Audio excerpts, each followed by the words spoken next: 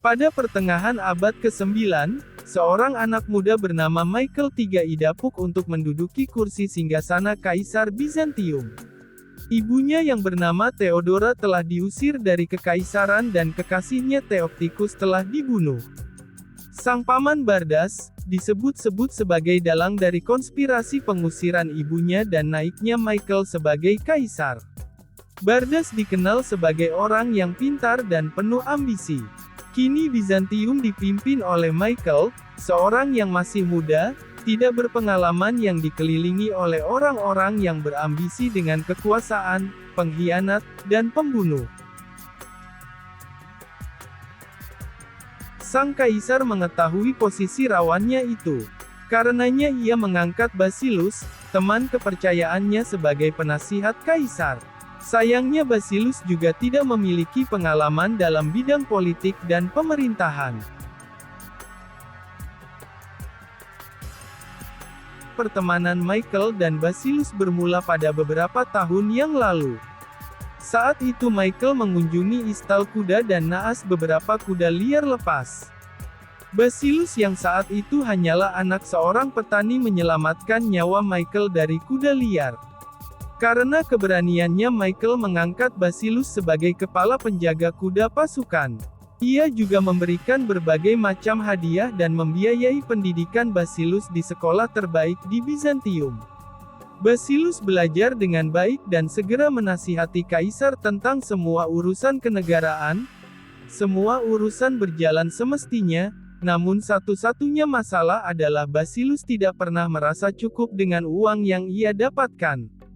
Paparan kemegahan istana Bizantium membuatnya serakah untuk mendapatkan kekuasaan.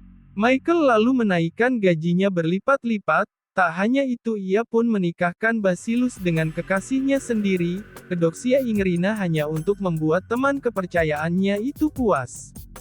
Tetapi masalah lain akan datang.